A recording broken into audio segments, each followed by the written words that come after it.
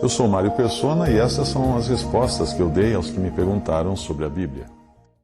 Esse capítulo de 2 Coríntios, capítulo 9, ele continua tratando aqui da beneficência, do auxílio, da ajuda que eles estavam dando para os cristãos pobres da Judéia, que estavam sofrendo perseguições e com isso estavam perdendo tudo que tinham e passando fome. Então esse é o assunto que vem desde o capítulo 8 também, o capítulo 9. E um ponto aqui, uma pérola que nós encontramos aqui, é o versículo 10. Ora, aquele que dá a semente ao que semeia, também vos dê pão para comer, e multiplique a vossa sementeira e aumente os frutos da vossa justiça, para que em tudo enriqueçais para toda a beneficência. Então isso aqui, para quem crê na palavra de Deus, eu acho que é suficiente para responder uma pergunta, tipo assim, mas se eu ofertar, se eu ajudar os irmãos, se eu praticar beneficência, não vai me faltar depois? A resposta está aqui. Aquele que dá semente ao que semeia, também vos dê pão para comer, e multiplique a vossa sementeira e aumente os frutos da vossa justiça, para que em tudo enriqueçais para toda a beneficência. Então, se Deus me enriquece, é para toda a beneficência. Não é para eu gastar nos meus próprios prazeres, nas minhas próprias ideias ou coisa desse tipo. Ele está visando a beneficência. Nós somos canais de Deus nessa terra para suprir as necessidades do povo de Deus e da obra do Evangelho. Nós somos os canais, nós somos os mordomos. Alguém se lembra aí da outra vez que eu falei das canaletas de sanduíche do McDonald's? Alguém deve ter até ficado com fome na hora, mas o cozinheiro só coloca novos sanduíches em cima quando o balconista retira sanduíches embaixo para entregar para os clientes. E assim é também Deus. Ele está abastecendo o lado de cima dessa canaleta de suprimentos que nós recebemos. Então, em tudo, para que em tudo enriqueçais para toda a beneficência. Para que em tudo enriqueçais visando toda a beneficência. É isso que quer dizer essa passagem. A qual faz que por nós se deem graças a Deus. E aqui entra um outro fator importantíssimo. Nós pensamos que apenas matamos a fome dos irmãos necessitados quando nós praticamos beneficência. Não. Nós geramos também graças a Deus. Nós produzimos graças a Deus. Nós estimulamos esses irmãos a darem graças a Deus. Então, no versículo 12, 2 Coríntios 9, 12, para que a administração desse serviço não só supre as necessidades dos santos, essa é a parte mais óbvia, né, mas também é abundante em muitas graças que se dão a Deus. Nós produzimos graças a Deus quando praticamos a beneficência. Nós levamos pessoas, irmãos, a elevarem seus corações em gratidão a Deus. A Deus. Porque esse é o endereço correto deles endereçarem sua gratidão. Não aqueles irmãos que porventura os ajudaram. É claro que a gente sempre dá um muito obrigado, né? Obrigado pela ajuda. Mas é a Deus que nós devemos dirigir quando somos ajudados nas nossas necessidades. É a Deus que nós devemos dirigir todo louvor e toda ação de graça. E aqui ele continua no versículo 13 de 2 Coríntios 9, visto como na prova dessa administração glorificam a Deus pela submissão que confessais quanto ao Evangelho de Cristo. Por quê? Porque o Evangelho de Cristo nada mais é do que mostrar que hoje somos um povo santo, agora separado para Deus, que busca a glória de Deus. Então, quando nós praticamos a beneficência, essa administração, né, de beneficência, de auxílio, glorificam a Deus. Glórias são elevadas a Deus pela submissão que confessais quanto ao Evangelho de Cristo e pela liberalidade dos vossos dons para com eles e para com todos. Muito importante não confundir esses dons aqui com dons, né? Dons espirituais, não é disso que ele está falando. Pela liberalidade das vossas dádivas, das nossas ofertas. Tem uma outra versão que fala assim: visto como na prova dessa ministração glorificam a Deus pela obediência da vossa confissão, quanto ao Evangelho de Cristo e pela liberalidade com que contribuís para eles e para todos. Então, tudo isso, nós somos geradores de glórias a Deus, de ações de graças a Deus, sempre que nós praticamos beneficência.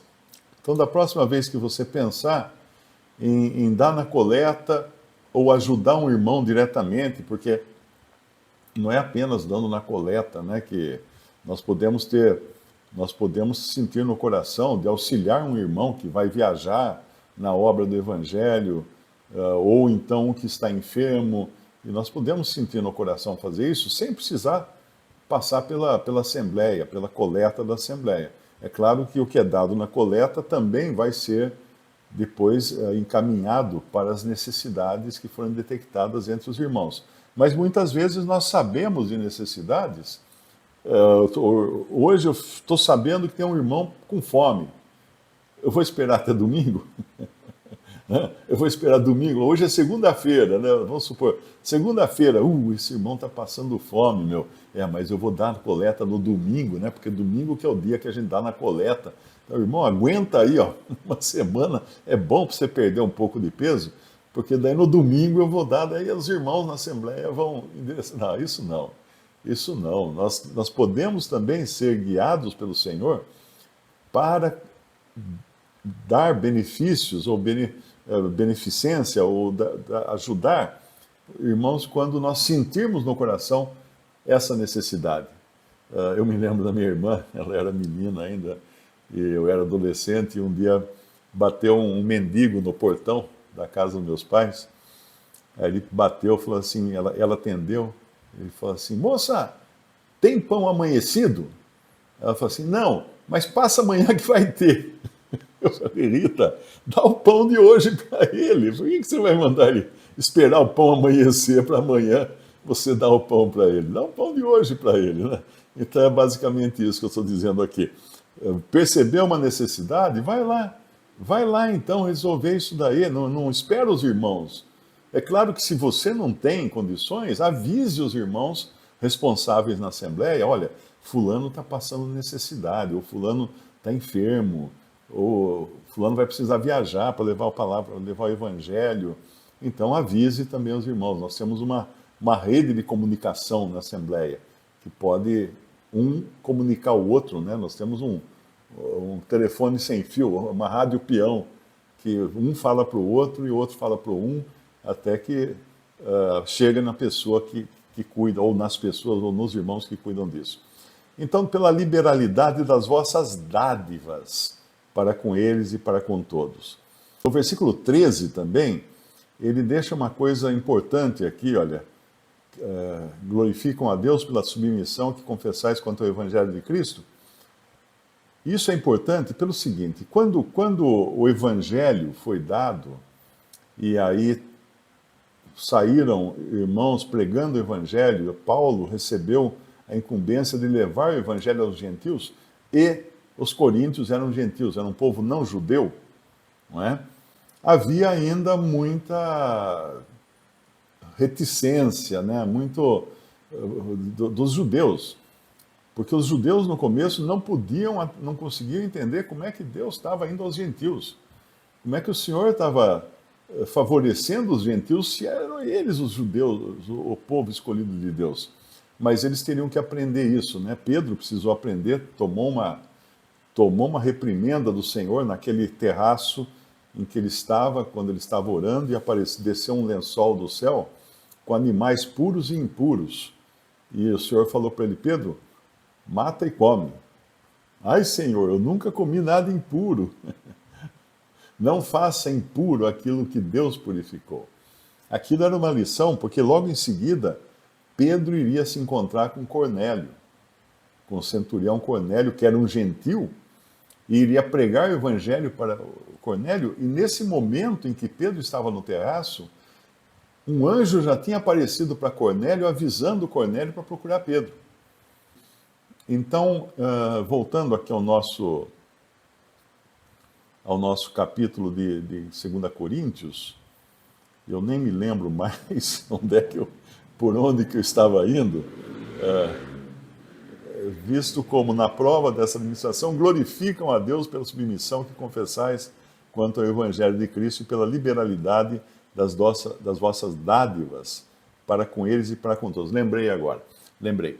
Eu estava falando dos judeus que não suportavam a ideia de que gentios seriam abençoados juntamente com os judeus convertidos, não é?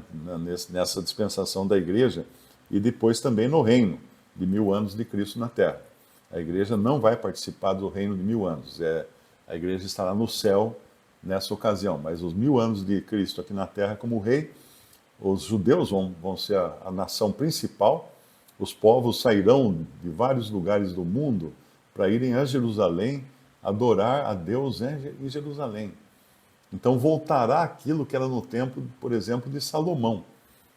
Salomão era uma figura de Cristo no reino, do Cristo reinando durante o milênio.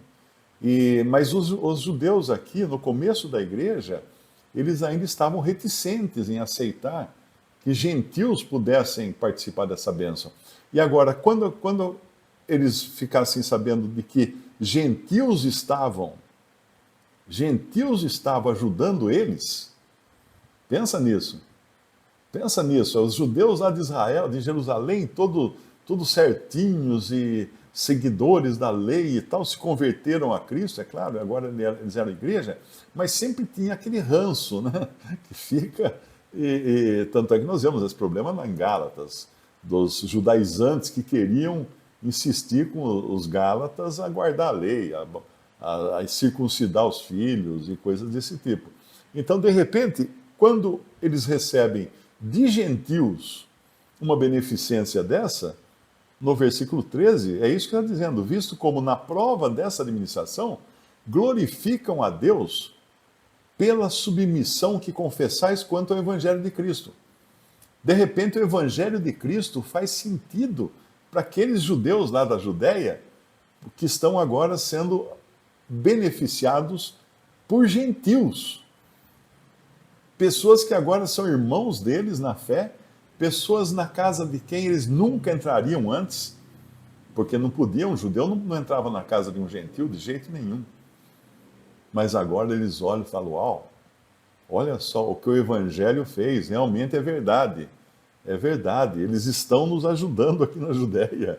E esses gentios que até outro dia adoravam deuses de pau e barro e pedra, agora estão convertidos a Cristo, são nova criatura em Cristo, são membros do corpo de Cristo que é a igreja. Pela liberalidade das vossas dádivas para com eles e para com todos. E pela sua oração por vós, tendo de vós saudades por causa da excelente graça de Deus que em vós há.